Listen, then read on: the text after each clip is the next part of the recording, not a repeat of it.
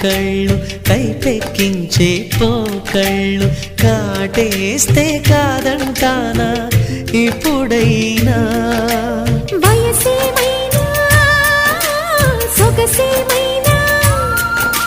my మరపించే మనసేమైనా నవ్వు నవరాత్రి నీ కోసం తీసుకువస్తున్నా మైనా ఏమైనావే మన్మథ మాసం అయినా ఎంతైనా ఇది మెత్తని మోసం